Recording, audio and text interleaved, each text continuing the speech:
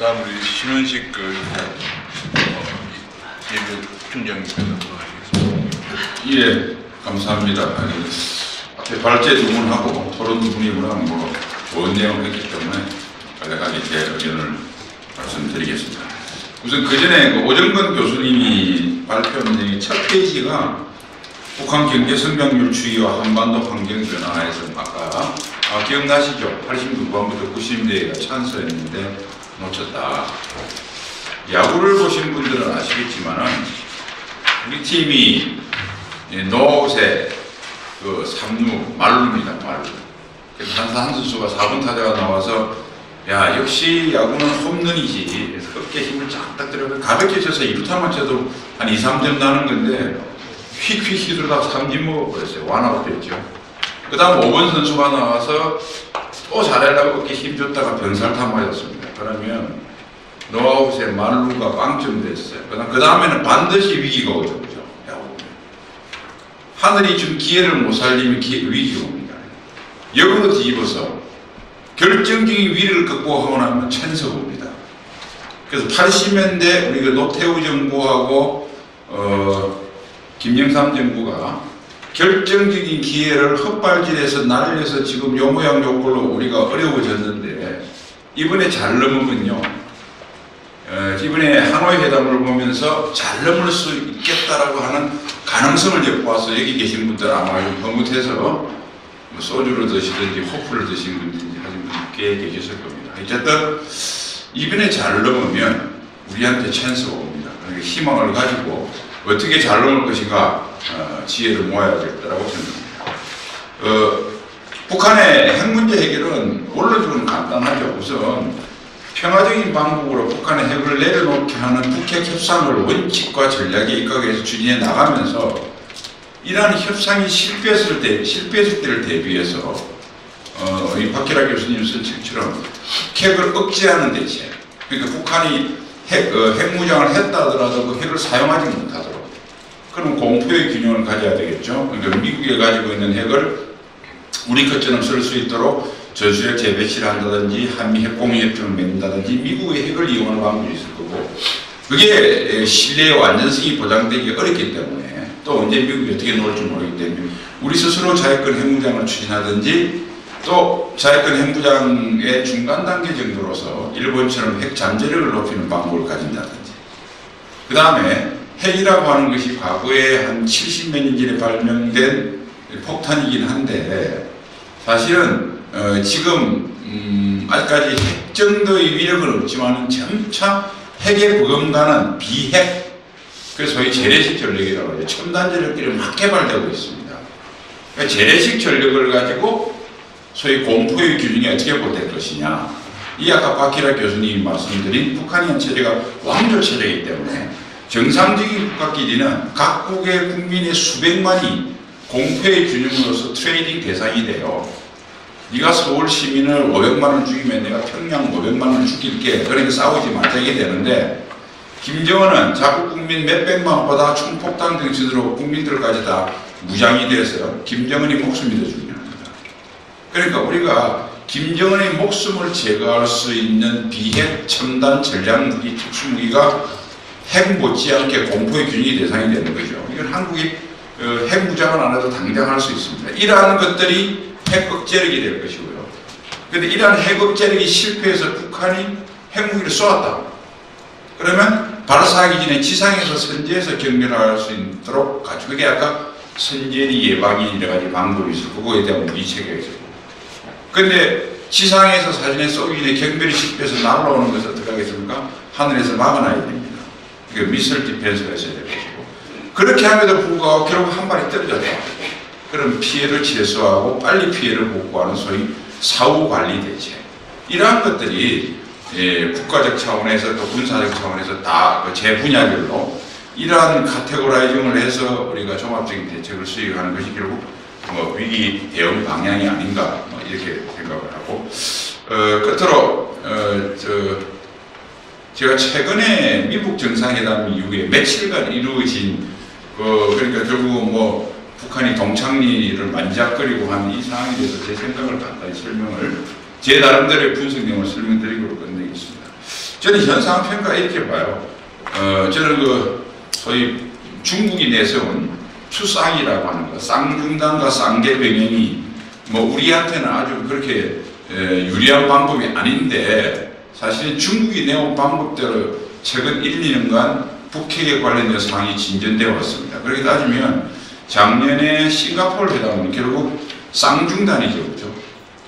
북한은 핵미사일 시험을 중지를 하고 미국은 한미 군사훈련과 그게 불호처럼 따르는 그 전략자산 배치 중단을 했습니다. 쌍중단이 된 거죠.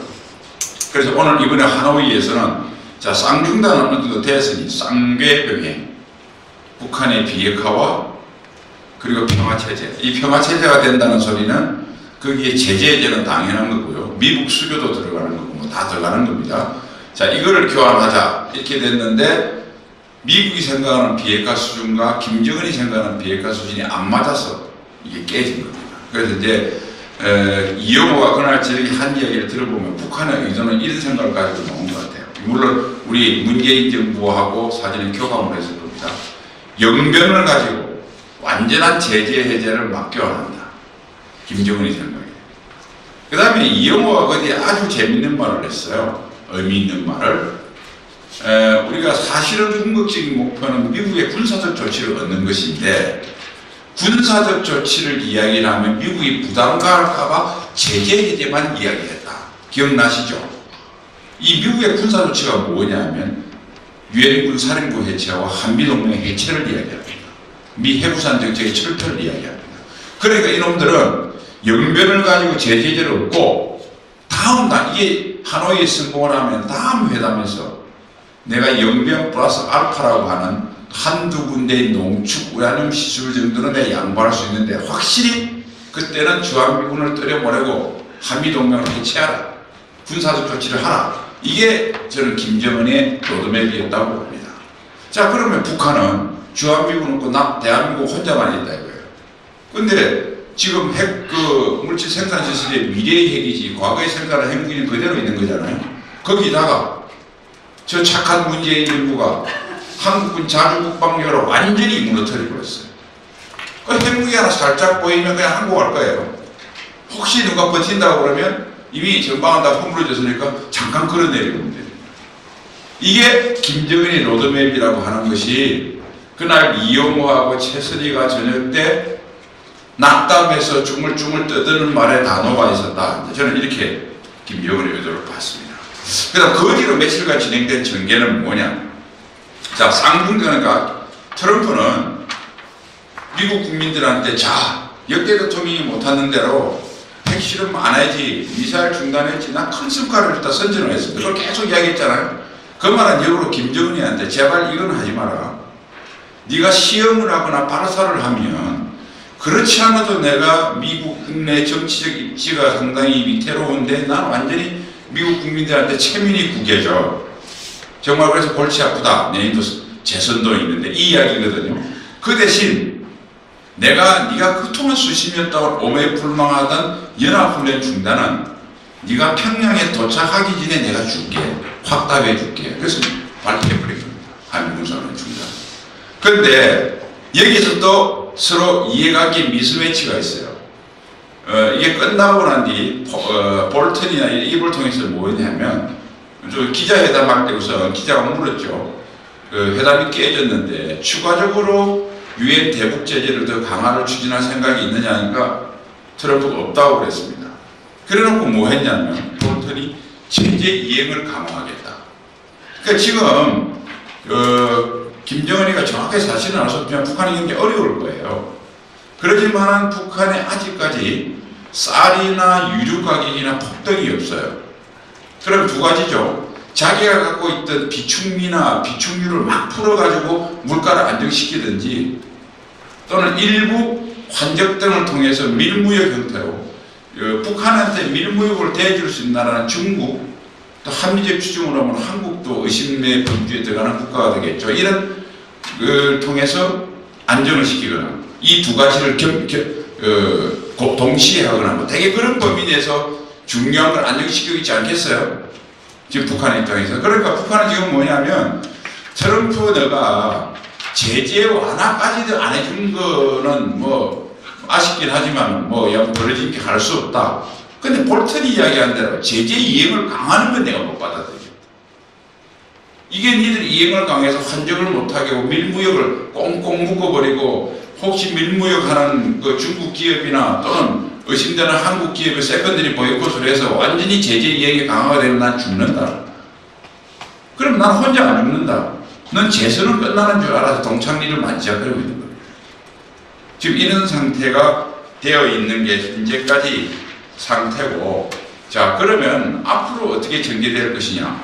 이제 서로 치킨 게임을 하겠죠. 트럼프는 그래 내 재선 뭐 정치적으로 좀 내가 타격을 받는 건 좋아. 그 대신 너는 죽을 거야. 이렇게 이제 겁을 주겠고, 김정은은 그러겠죠. 그래 나 죽을게. 대신 너는 대통령 재선 포기해. 뭐 이렇게 되겠죠. 그죠? 그 이게 누가 사활이 있느냐에 따라서 이게 약간 앞으로 유동성이 있기 때문에 우리가 참 진행을 봐야 될 것이고, 그 다음에 북한이 비핵화에 이번에 김정은이 얻은 소득은 사실상 지금까지는 우리는 뭐 우리가 물론 우리한테도 유리한 점이 있어요. 근데 지금까지 현재까지 얻었던 스코어를 보면 김정은이 승리입니다. 왜 그러냐면 핵미사일 시험 중기는 몇 년 전 같으면 북한한테는 굉장히 중요해요. 북한의 핵능력과 미사일 ICBM을 거의 완성 수준까지 안 됐을 때는 시험 중단이 비핵화나 같은 의미입니다. 이해가 되시죠? 그런데 완성되고 난 뒤는 그들이 스스로 얘기했죠. 아무짝에 시험할 필요가 없어요. 그러니까 북한한테는 더 이상 값어치가 없는 걸 가지고 수십 년 오매불망했던 한미 군사훈련과 전략단발 배치를 중단을 했고, 만일 트럼프가 뒷심을 발휘하지 못하면 유엔 제재는 있는데 제재 구멍이 나서 있으나 마나하게 중국이 밀무역 해버리면 아무것도 안 됩니다. 그러니까 일단은 적은 돈 내고 북한은 큰 걸 얻은 거예요. 그러니까 지금부터가 중요합니다. 우리가 이번에 27일 때 유심히 보시면 김정은의 얼굴하고 28일 때 틀려요. 28일 때 특히 트럼프는 천천히 하자고 그러는데 1분이 아깝다고 막 이렇게 젊은 아이니까 그 속을 못 감추더라고요. 막 초조하듯이 이야기했습니다. 여러분 협상을 하는데 시간에 쫓기는 사람과 시간이 느긋한 사람은 100% 시간이 느긋한 사람이 이깁니다. 그래서 벌써 싸움이 결정이 난 거예요. 그러니까 그만큼 이 이야기를 뒤집은 거 생각하면 북한이 제재로 인한 고통이 크다는 소리거든요. 자, 이거와 연계돼서 앞으로 전개가 될 것이다. 자, 그러면 이번에 이제 김정은이가 돌아가서 바보가 아닙니다. 북한이라는 나라가 지구상에서 미국보다 오히려 미국을 잘 아는 게 북한이라고 저는 생각할 정도로 자기 목숨이 걸려있기 때문에